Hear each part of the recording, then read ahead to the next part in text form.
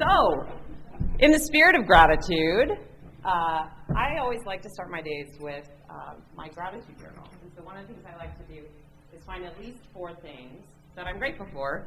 And on one of those things, write 4 details about it. So I'm going to ask you all to do a little homework. Pull out a piece of paper, a napkin, anything you'd like. While we're getting the video set up here, you have a bit of homework to do. So, research shows, and there's a great book by Sean Aker. Have any of you guys heard him talk? Yeah, he's fantastic. So he did the research to actually prove this makes sense. So you really should do this, but this is something that I've been doing for a long time just because it makes me feel better. So 4 things you're grateful for this morning. It can be your oatmeal. It can be hot coffee. It can be the best thing that ever's happened to you. But with one of them, take time to actually write 4 specific details about that thing. So I'll give you a couple of mine to give you an example.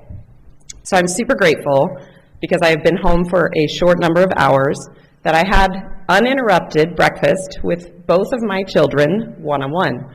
So that's 1. 2, I'm very, very, very grateful for the universe of love around me because it has taken an army to get me here. 3, I really am delighted that it's so beautiful in Boise. I was out of town, just got back, and I can't wait to steal out for a run today if I can.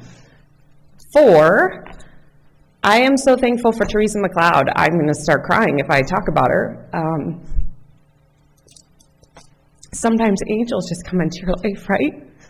So I'm grateful for her because she's always just radiant. I'm grateful because she gives really good hugs. I'm grateful because the first time I ever met her was outside on a farm and very strange gathering, and she's still here and connected and loves us and has always been a part of Create Common Good. I'm grateful also because she always brings just who you need to know, just at the right times. So those are my 4. So write down your 4. They can be anything, right? It can be big things, little things. And while you're doing that, we're going to get this video loaded up. I wanted to just teach you with a bit of what I have the good fortune and pleasure to do every day.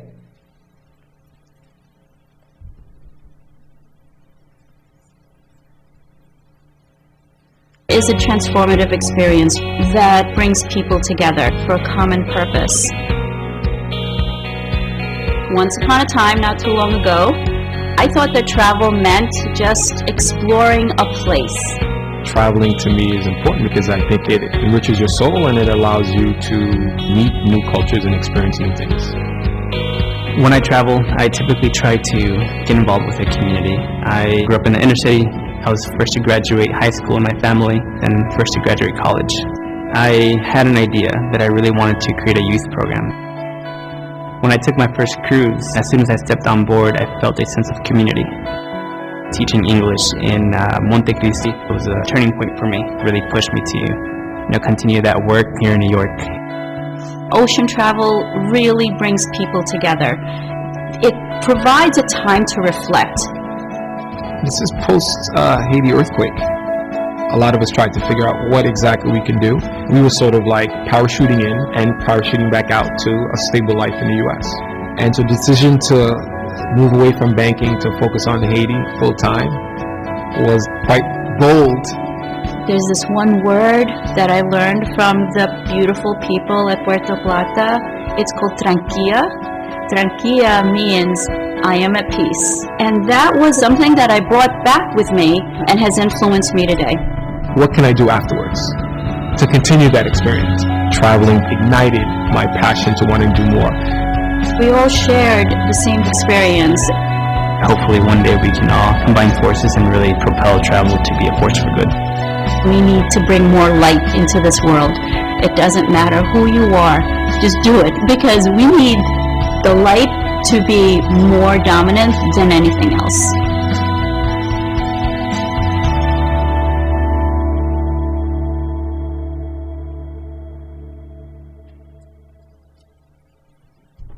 All right, so how many of you have done, I don't know if my microphone is on, and I want to walk around because I don't stand still very well. Can you hear me? Is that work? So how many of you have done your homework? Do you have your grateful things? All right. Now, find someone at your table and tell them something that you're scared of.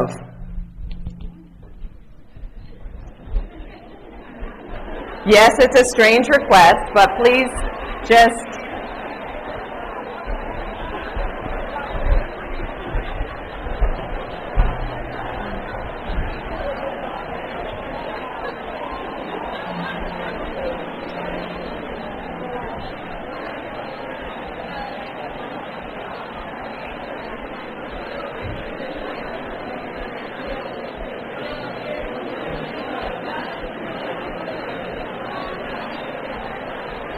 All right.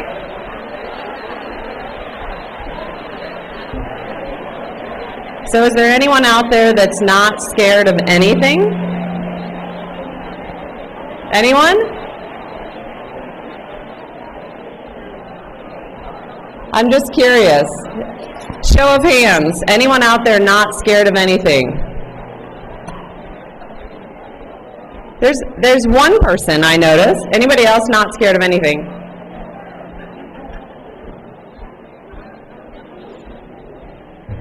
All right.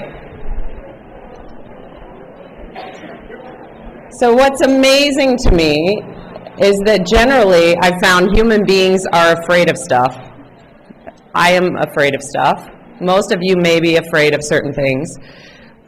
And what's been so interesting to me about my journey is that oftentimes it's the fears I make up in my own head that prevent me from taking steps or action or being courageous. So today I'm going to tell you a little bit about my journey and try not to overwhelm you with the microphone. I was so excited when Teresa introduced me to Tracy, and I spent a little time just reflecting on Tracy's father this morning and who he was. Really, that's why we're here, because of his legacy and because of what he was passionate and courageous about. What I found out is that a very smart man from Georgia Tech actually made him the first presidential cabinet member from Idaho. It was Jimmy Carter, a Georgia Tech graduate. I'm a Georgia Tech graduate, so I found that connection, which was fun. So it seems like Georgia Tech people have been connected to Idaho for a lot longer than I knew. My husband and I just showed up about 8 years ago.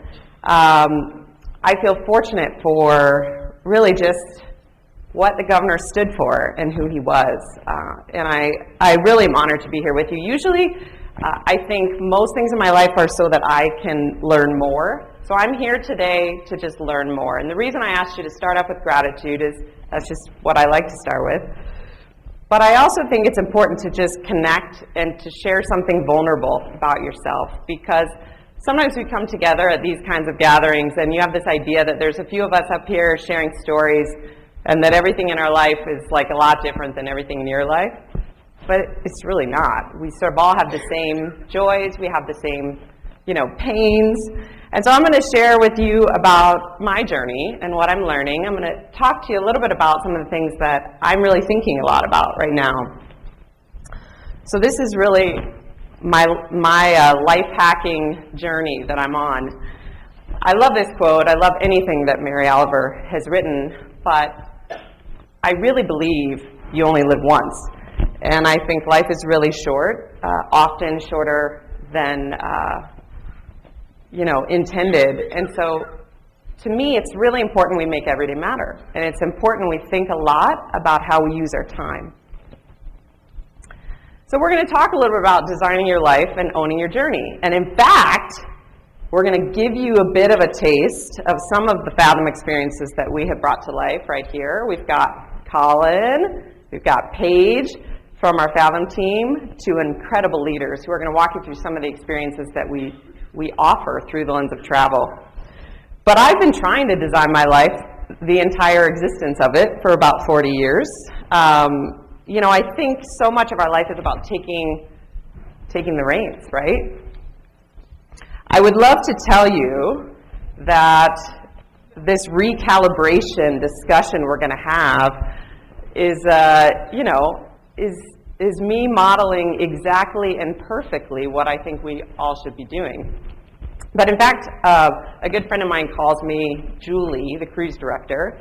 He finds this quite ironic because I was the person who said I would never, ever go on a cruise. So anything I say, you may want to take with a grain of salt. Muhammad Yunus, founder of microfinance, Nobel Peace Prize winner, he says that social entrepreneurs are at least 70% crazy. So I have been involved with this social entrepreneurship thing a while, and I'm on to my multiple-lith social enterprise startup. I'm an engineer, decent at math. I think that means I'm probably even more than 70% crazy. So take anything with a grain of salt, right? You know, these are the questions that I have been asking people for 20 years. What were you made to do?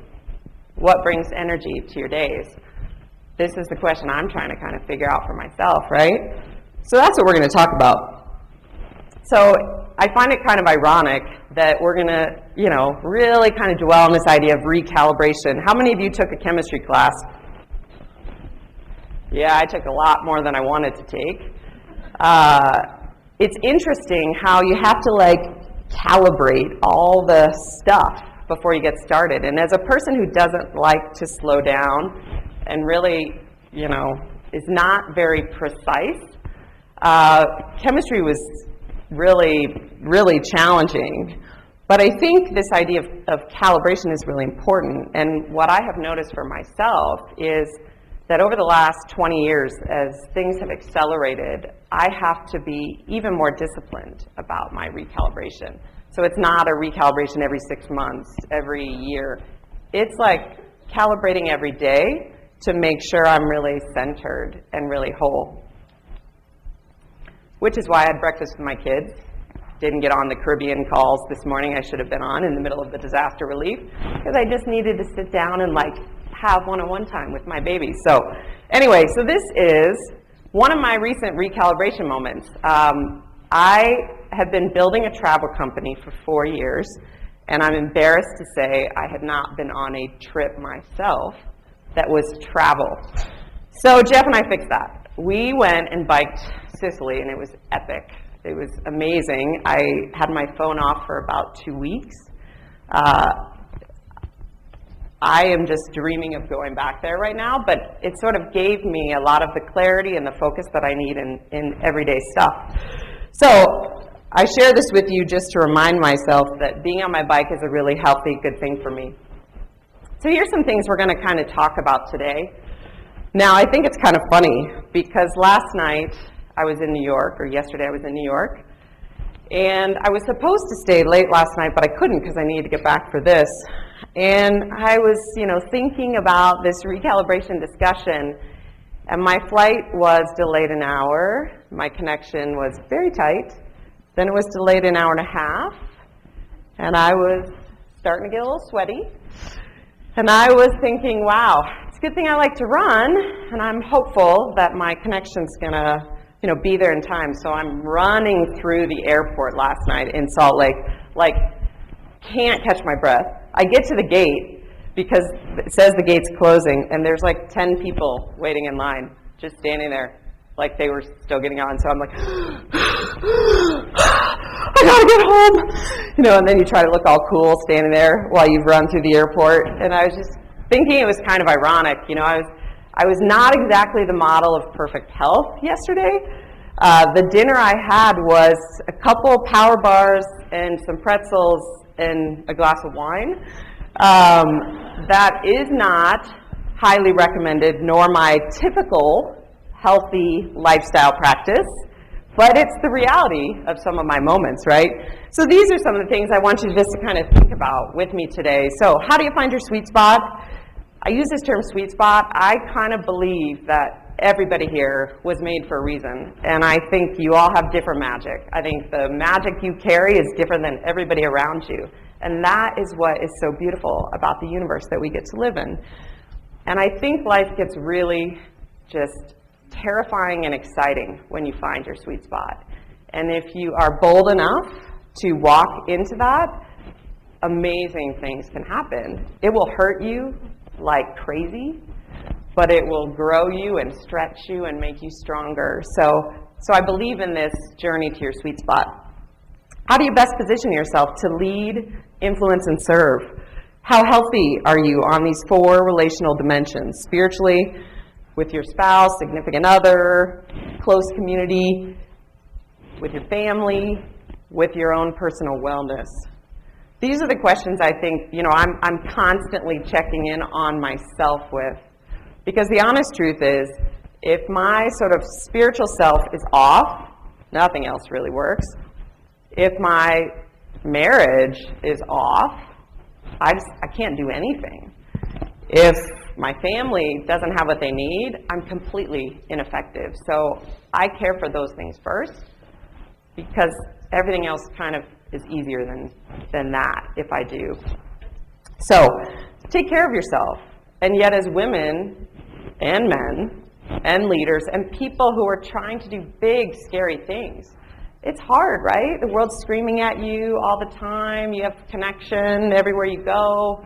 I'm one of these really weird people that just believes you have to just almost behave what I would say is perpendicularly. So I've been thinking a lot. I'm an engineer, right? So I like math and kind of weird things. But I've been thinking about how I've tried to move my life into very perpendicular orientations. So perpendicular just means like a T, right? Just kind of going against the grain. So think about what that might mean for your life. How are you serving the world around you? How well are you being versus doing? Is it well with your soul? Can you sit one-on-one with your child, with your friend, with your mother, with your father, and just really be present? Truly. A year ago, I had this moment. I had my family with me in the Dominican Republic, Thanksgiving week. It was an amazing experience, right? We're on board Adonia, which is the first 7-day travel experience that we unleashed. Everybody's there around me. And I have this photo of us all. We just put a concrete floor into a family's home. And I was not there. We have 700 travelers on the ship. I had 400 staff members around me. I couldn't go to the bathroom by myself. And even though I was going through the motions, I was sort of not there. And it just, life halted pretty hard. And that was not the first, but that was another recalibration moment of, I got to get some stuff reorganized. How well are you breathing? This is something I'm not very good at. I actually have a beautiful friend. His name is Bhupender. Colin and Paige know him. And he's teaching me how to breathe. And I'm so grateful. He's an Indian man. And I think when you follow your heart, there's always kind of love and support around you. How on earth can we find or make time to care for ourselves? What are the most important rhythms in your life? So I believe in this idea of rhythms. I think that we all, in different seasons of life, have to almost create very different rhythms, depending on what the highest priorities in our lives may be. So for me, I have some simple rhythms. I like to have my gratitude time, my meditation in the morning before anything. I like to sit down one-on-one with my kids. They have very nicely scheduled school where I can take my son to the bus at 6:30. I can then have breakfast with my daughter, so they even get one-on-one time, right? It's not always convenient based on where we are and time zones and where my work is. But if I don't get that fix in the morning, I can't really power through my days. So I thought I'd share a little bit about my story. This is me, the gnarly Midwesterner who was always adventurous from a very young age. I used to love Choose Your Own Adventure books. How many of you read Choose Your Own Adventure books? Do you remember as a child being just, endless with imagination, loving the discovery, the journey? I was one of those kids that just believed, really, you could do whatever you put your heart to. My mom kind of convinced me this, And, she still believes this, and so somehow she convinced me to believe this. I was fortunate to win the birth lottery. I have 2 amazing parents. They love me very much. They still love each other most of the time. I recognize that is the birth lottery. I have never been hungry. I've never not known where to get my next meal unless I'm on a Delta flight racing through. I've never not had a safety net of people who love me and my family around me.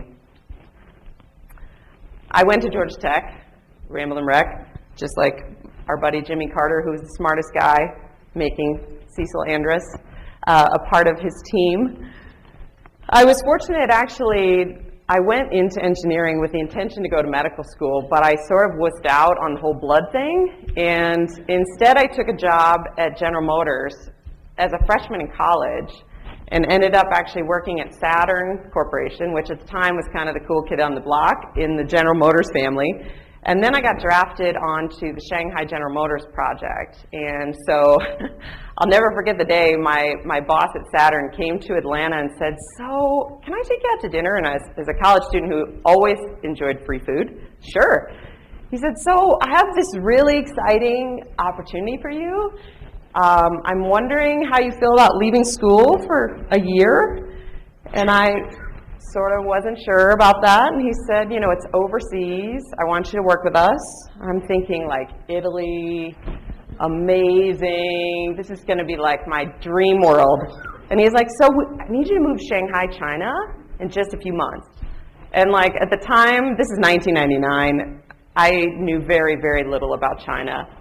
I probably would have thought, I just knew so little. And yet, of course, I was like, sure, sign me up. I'll never forget the conversation I had with my parents. Yeah, so I decided to move to China and leave school. How do you feel about that? That was, it went over pretty well. Thankfully, they believe in me, and they were very supportive. So that journey, actually, for me, was the place that I fell in love with the world. I had been a Midwestern kid. I grew up in kind of Pennsylvania, Michigan, Ohio, Indiana, move around a lot, but my world was pretty U.S.-centric until this moment, really. So I moved to Shanghai, China. I'll never forget getting off the plane by myself thinking, maybe this wasn't a real good idea. I go through, and this is like old school days, right? Someone picked me up and says, "Give me your passport, Tara." And I was like, okay. So I hand over my passport. I get in the van after, 2 days of travel, and I just think, I sure hope I'm going to go to what is my new apartment. So life was an adventure, and I sort of found my heart that year. I was praying and trying to seek out what am I supposed to be when I grow up. I was loving the work I was doing, and I was working with all kinds of cultures all over the world. Very few Americans, mostly not Americans from what General Motors considered to be very lean manufacturing plants. So my just-in-time nature, Tracy, having rolled in the room just in time for this, it was sort of built into me from my first career, really, at General Motors. So we had so much fun, and I just developed a heart for so many of these people that really just didn't have a voice. So we were working with a lot of very marginalized Chinese workers from far, far, far west in China. And as a young girl, seeing a very human world for the first time, hearing about people's families, understanding that their families are so different than anything I've ever grown up with, my heart just kind of kept expanding. And I was really trying to figure out that year, am I going to go be a really good person and do international development work? Or am I going to go be an evil giant and chase the corporate America thing? Because I really love business, but I really want to do all this development work. And that year I discovered I was sort of made to be right in the middle, and that my passion for business and my love of building businesses is what I'm here to do. But I determined that year I was going to build businesses that change people's lives, and I didn't want to do it any other way. So that was my year of sort of aha. And there's a great book I read that year. It's called Visioneering. And I sort of used that book as I was journeying through this season of my life. So long story short, I go back to school, got my degree. My parents were happy. Then went and worked at Intel out in Portland, did technical sales and marketing work there, went to Nike, did footwear development because I always just wanted to as a kid. Thought that would be a really cool job. We went overseas, long story short, where we had my son, and then coming to Boise is where Create Common Good got born. This is some photos of me a lot younger and with less gray hair in China by myself. This is in Bangkok, where we moved together, Jeff and I, after we got married. I was building different social enterprise organizations focused on women involved in human trafficking and providing alternative job solutions. So really what we're doing at Create Common Good here in Boise in terms of empowering through the lens of job training is sort of what I had been doing since my days at General Motors, since my days in Bangkok. So it's sort of like same equation, different populations, different community, different business. This is just when we went to base camp, which was really fun while we were in Asia. This is my son being born in Thailand, which is a very interesting experience, a very good experience. He's a little white freckly kid and he loves to tell people I'm from Bangkok. That's what he tells people. It's kind of funny. This is a home, one of our homes. This is the Create Common Good kitchen a long time ago. It feels like many iterations ago. We call it the Funzy Kitchen, and we are fortunate that Funzy has partnered with us and helped us build this amazing production kitchen space to provide empowerment. We're also very fortunate to Carnival, my employer, who has been probably the single largest donor to Create Common Good over the last 3 years. This is Dalal, an Iraqi woman who I still think about most days because she has 7 children. She is a powerful force for good. And you know, the things she and her family have been through, if any of you have made friends with refugees here in the community, you know that none of us can truly imagine what their life stories have been like. So they have given me courage through my own journey. These are some of the kids in the Dominican Republic that we have had fun with, and this is one of my all-time favorite photos of Colin Dow in the corner, but also just of Fathom. This is what Fathom is. We just help people get closer. That's what we're here to do. I find this entertaining. This is all of us brand leaders. So Carnival Corporation, we actually are a family of brands. We have Seabourn, Princess, Holland America, Carnival, Fathom, the brand that I've been fortunate to build and join. We have Pinot Australia, a couple European brands, Costa Aida, and then a couple British brands, Cunard and Pinot Cruises. And I just find this entertaining because, again, I was never going to cruise, but also because if you look at this photo, you'll notice it's not all white men. There has been quite a shift in terms of our brand leadership over the last years, and our leader, Arnold Donald, really believes in diversity and the power of diversity.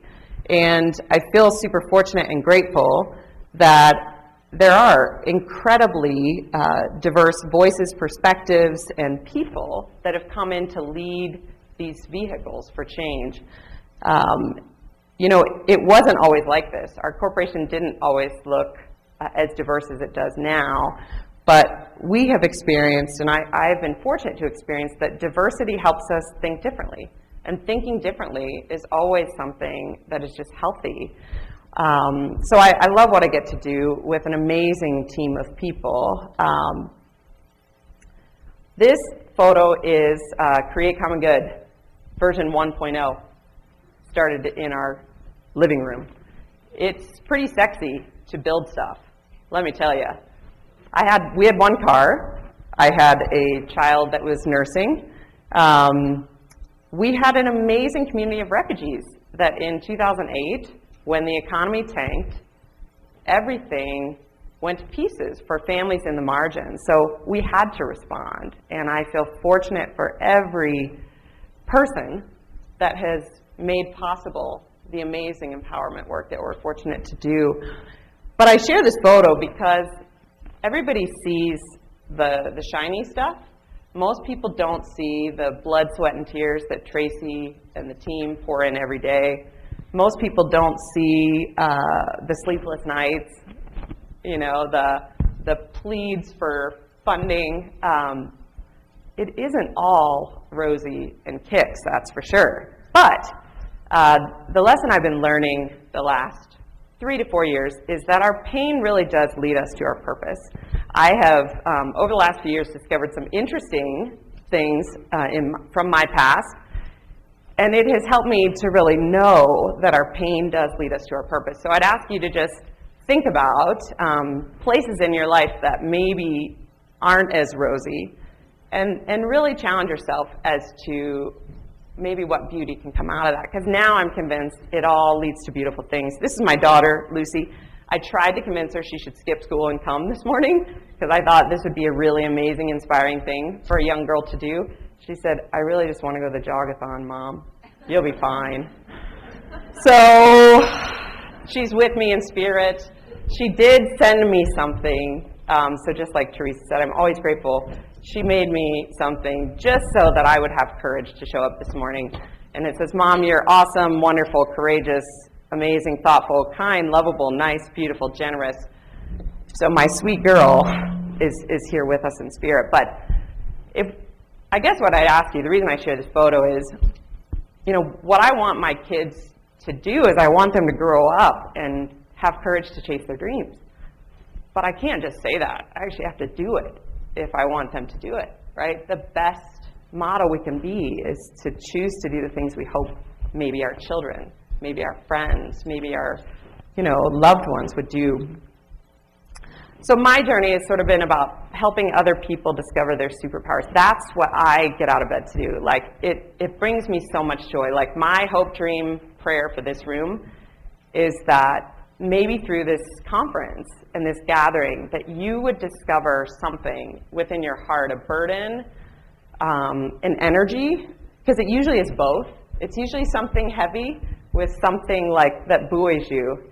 But my hope is that maybe you discover something that sits in your heart, you know, differently, and that you'd start to ask yourself some questions, and that you would really challenge yourself to know, why can't I stop thinking about this thing? Why can't I put it down? And I'm going to give you some ideas if you need some ideas. But I'm going to challenge you to really get in and start digging. But see, you all have superpowers, and they're hard to sort of maintain because, you know, half the battle for us, I think, oops, that didn't work. This is the stories we tell ourselves now. Forgive me.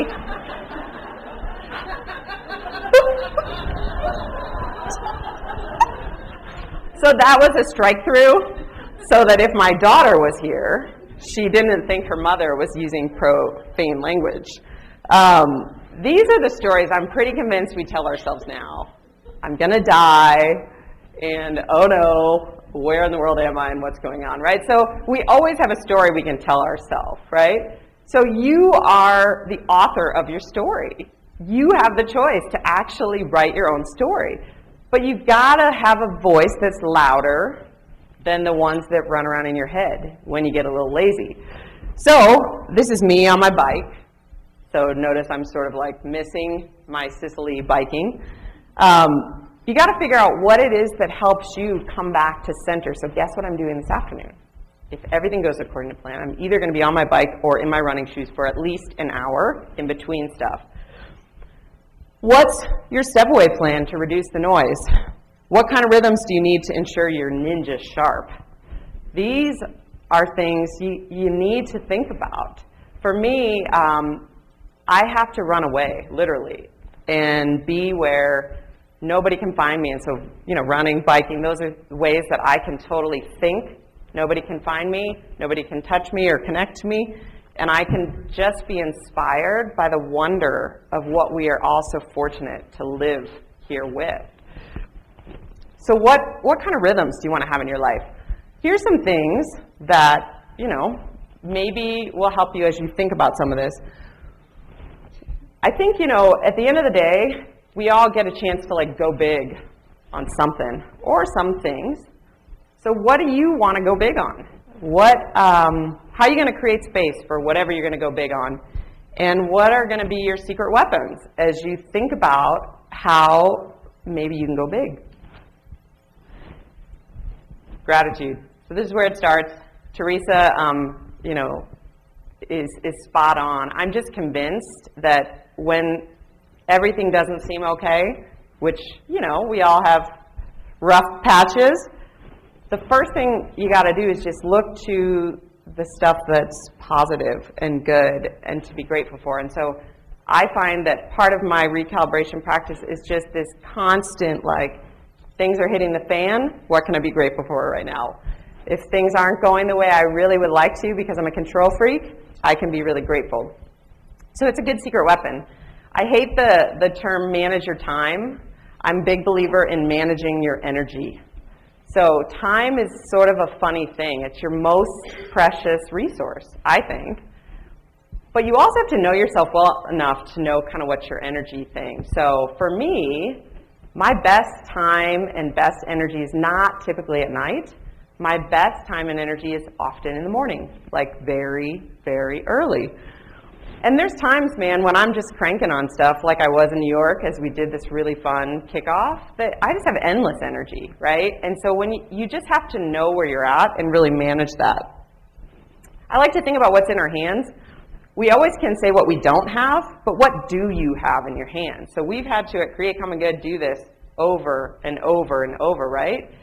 Because we started with no money, no staff, nobody knew who we were, nobody had time. And so we had to think about what we did have in our hands. And we had a community of volunteers. We had amazing organizations in the community like the YMCA, like LADA, like the Department of Health and Welfare. I mean, we had all these groups. And so we worked to really leverage the community and the connections that we had to bring things to life bit by bit by bit. And so I'm big on trying to figure out what's in your hand. Gotta go for progress, not perfection. This is like just for any of us, this is a good reminder. I really think you gotta own your own junk in your work, in your home, in your teams. You've gotta just model that imperfection so that others have the courage to do the same. This is the visual to remind you to, or maybe to remind me, hold loosely to the reins, right? We're not in control. It's kind of this idea. I realized, so this morning I was running around the house opening the shades, and I was like, what's that noise? And the doorway, I was like, I feel like there's no, like, air coming through the sliding door. I thought, that's weird, because the door's locked. I went over close. It's like, no, the door's wide open. The lock's down, but the door's wide open. So it's a good thing we were all safe and locked up, So to me, it was this very visual reminder of, like, we sometimes have this illusion of control or an illusion of security, right? The reality is we're just not in control of most things. So I try to hold loosely. I like to think of things as being fluid, not flexible. Flexible is good. Fluid is critical in the world we live in today because things are just moving at such a rapid pace. So everybody that likes, how many of you like to check stuff off your to-do list? Oh, that feeling, just check, just like cross it through. Oh, it feels so good. Oh, let's just all do that. Oh, that feels so good. Okay, so how many of you maybe sometimes want to make a decision just to get over it with? Okay, so one of the most important lessons I'm learning, like this last 5 years, is, so what's the answer? We're not going to decide yet. We're just going to wait. So it's punting. So just punt it down the field a little bit. Do you absolutely have to decide right now today? You really want to cross it off your list, don't you? I do too. But just delay it. I think I once heard, Colin Powell, who's pretty smart, I think he said, never make a decision until you have to. And I think there's tremendous wisdom in that. You always are getting more information. And while others might want you to make a decision, your only job and responsibility in the universe is to figure out the right thing for you, right? So hold that space and figure out, what's the right decision for you when you're ready. Cut yourself some slack. Those of you who maybe have been with me before, I always like to share a photo of, I am an obsessive countertop wiper. I don't care if you judge me. I was doing it early this morning, and Tyson was like, Mom. He's like, really? I said, I need to just get my head together before the conference. He said, I really hope you don't screw up. I said, wow, thanks. Do you have anything encouraging? He said, I'm sure you'll be okay as long as you don't screw up. He added that phrase. I thought, wow, thanks, buddy. I'll take that with me. Notice Lucy sends me this loving, colorful thing. Tyson's like, hope you don't screw up. This is just to remind you to feed yourself something every day. Read something every day. I'm a voracious reader. I read nuggets and bits and books and blogs. I read anything I can as much as I can. These are a few books I've recently enjoyed. There's lots of others. Option B, for those of you who haven't read it yet, you should. Rising Strong, anything Brene Brown writes is great. What Do You Do With an Idea? My favorite children's book ever, maybe. The Boys in the Boat, inspiring story. Shoe Dog by Phil Knight. Any entrepreneur will feel like you will never want the book to end. Gifts of Imperfection, The Broken Way, Consolations, Perseverance, Simple Abundance. There's so many good books, but these are just a few that I am and have really enjoyed. I have a book here I brought from a dear friend of mine. I'm going to share a couple things at the end. This is the work-life integration puzzle. So work-life balance is sort of a funny term, I've always thought. If your work is your passion, and if you're trying to get your rhythms right, then maybe it's more this idea of integration, right? So I take my kids on my work travel a lot. I show up at the board meeting sometimes with my kids. Everybody sort of thinks it's a little weird, but it's my life to live, right? So figure out how to integrate stuff that makes sense for you. These are my kids. I think you should go outside and play every day. Going outside and playing might be as simple as walking around the block to just breathe and get away from your office. It might be going on a hike in Coeur d'Alene with your children. It might be playing hopscotch just for fun because you haven't done it for maybe a few years. But I do think there's something about getting outside. And there's actually a lot of research that shows if you play, you're more creative. So for me, having kids at the age my kids are is a super easy excuse to make sure I play often. This is the reminder to know your own equation. So you are different than anyone at your table and anyone in this room. Your answer is not my answer, is not anybody else's answer. You just got to figure out what's your equation, what's right for you.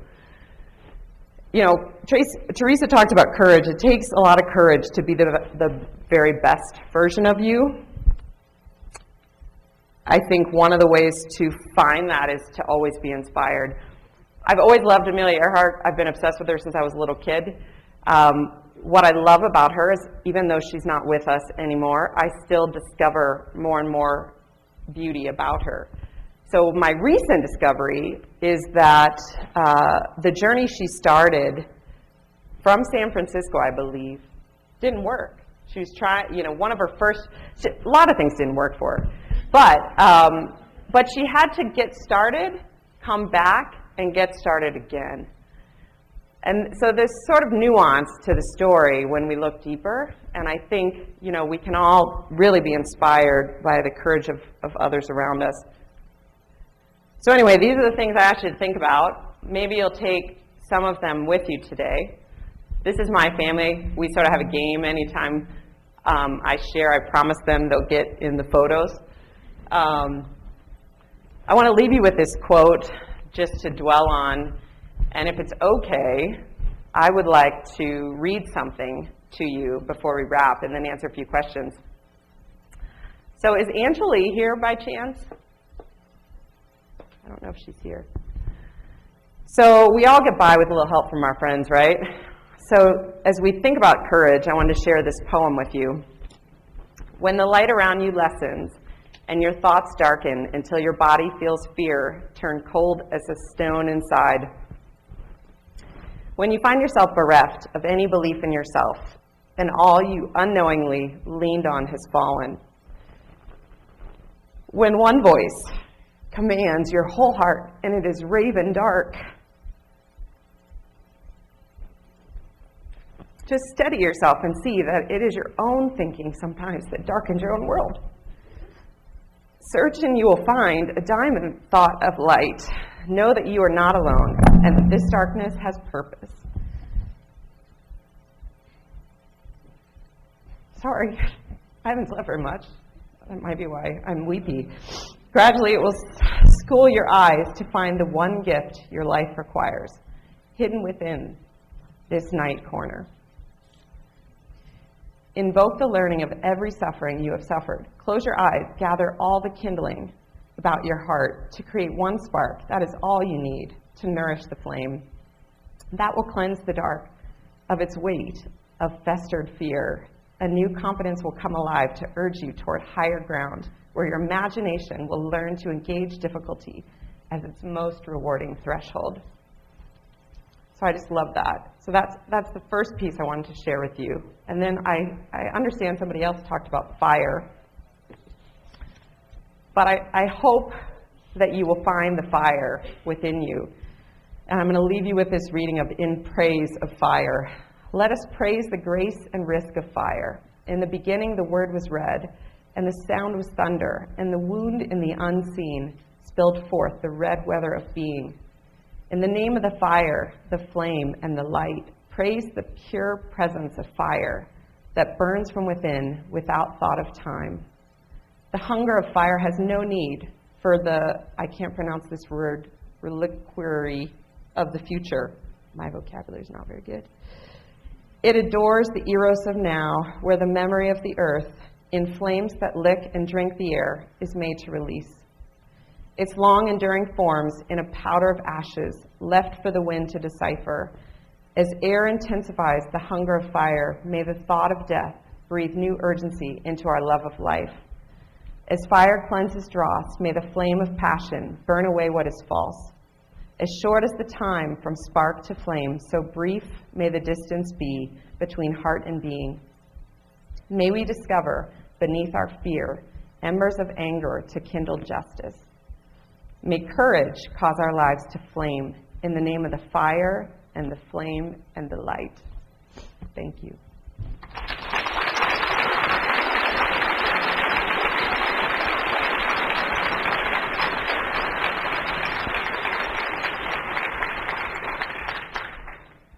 Thanks, Tara. That was wonderful. Do we have any questions? All right, let's get some of those questions up here. Tara, what would you give, while we're waiting for some of the questions to come up there, what would you say to somebody who says, I've got a passion and I want to turn it in to a business? How do I do that? Yeah, well, that's a short question with a complicated answer. I think most of what is calling us or inviting us passionately in our lives requires us to take a step. We don't have to take a leap. We have to first take a step before we can take a leap. So, one thing to think about, if and as your heart and your soul is burning with something, is to hold on to that and consider sharing that thing with someone. That might be the first step. It might be the accountability of sharing it with a friend, saying, hey, this is totally burning my heart. I want you to keep asking me what I'm doing with this. So I think you should get the children's book, What Do I Do With an Idea? That will answer your question. It visually shows the answer to this much better than I'm saying, but I really do think we just have to take a step. When we do that, sometimes we get someone else who might think with us. When my heart was broken for the refugee community and our hearts were on fire, I can't tell you the number of people I went to coffee and lunch or breakfast or anything with and just said we got to do something and here's what I'm thinking, and can you help? And I remember as I just shared and poured the burden and the passion out, I began to see within that more and more clarity and what was needed. So take a step. That would be my encouragement. And I'm gonna ask one more question, and then we've got quite a few. But one of the things that we're doing this year, and go ahead and pick them up and keep sending your questions in. We're going to run out of time, but we're going to give the unasked questions to Tara and ask her to send us the responses, and we will put them online. So please send your questions up, and we'll get them. But I know there's one other thing she wants to do, and we need to get it to a short break. But this last question, I think, is really important for the people in here, and it's, was the shift in diversity at Carnival a top-down or a bottom-up effort, and what was the catalyst for change? That's a great question. I would say it was probably, or is probably, both. I think Arnold Donald, our Global Holdings Company CEO, is an amazing African-American man. He has had experiences throughout his career that have proven to him that diversity equals better results, time and time again. And he went through different experiences, years before his time at Carnival, that just convinced him that even when it's complicated, even when it isn't smooth, if you get different kinds of thinkers together, you will actually engineer better results. And he's an engineer as well, and we engineers like to experiment. So I would say his top-down leadership was absolutely necessary and critical and instrumental. But we have 120,000 employees. We have 80,000 that work on ships somewhere around the world. We have about 104 ships. And we have about 60 cultures of people. So we, from all parts of the corporation, we have a lot of diversity, but until recently, we haven't had as much diversity in senior leadership. So we have made a very conscious stride over this last season to bring more and more pipeline opportunities to develop senior leadership sort of diversely.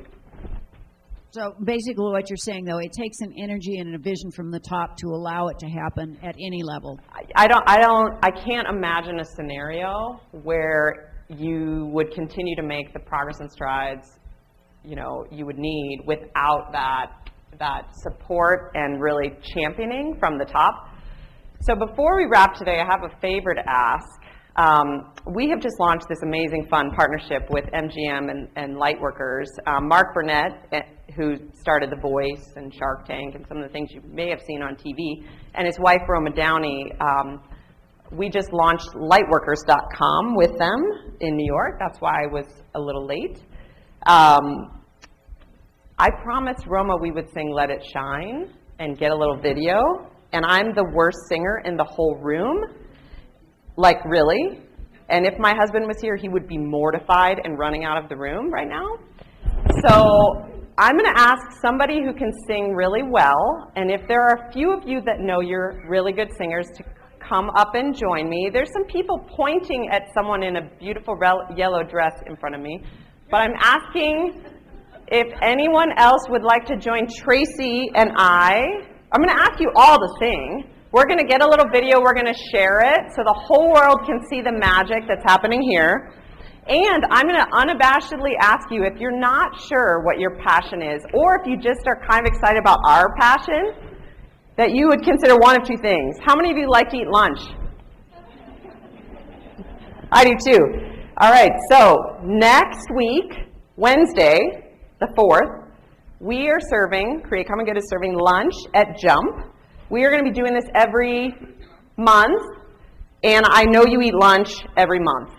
So if you'd like to eat lunch downtown once a month with us, we'd love to have you. You can get tickets on our website. You can also get them on Facebook. The second thing is, how many of you like to eat dinner? Awesome. See, I knew that we would get everybody engaged and excited.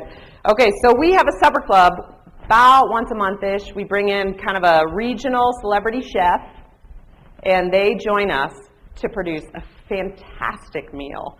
The next one is it the beer pairing? No. Wild plum and Talaya, which is right in front of me on the paper that I couldn't read. My eyes are getting very bad. They are going to be there with us October 26th.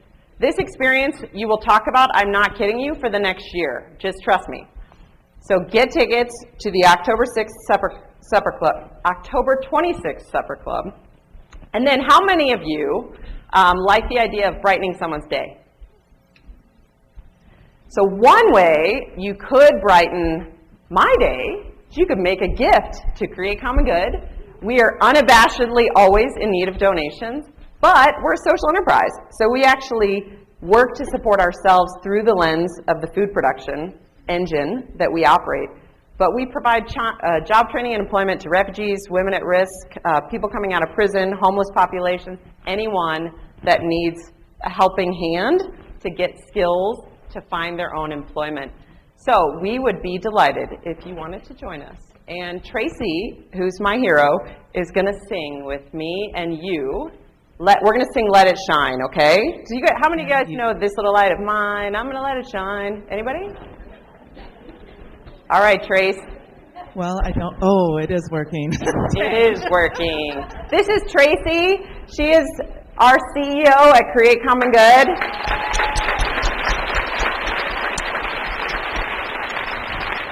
Tracy is a food production executive from Simplot, spent her career at Simplot, and has been with us at Create Common Good over the last couple of years. Well, she's been with us for years, but she's actually been on staff for the last couple of years.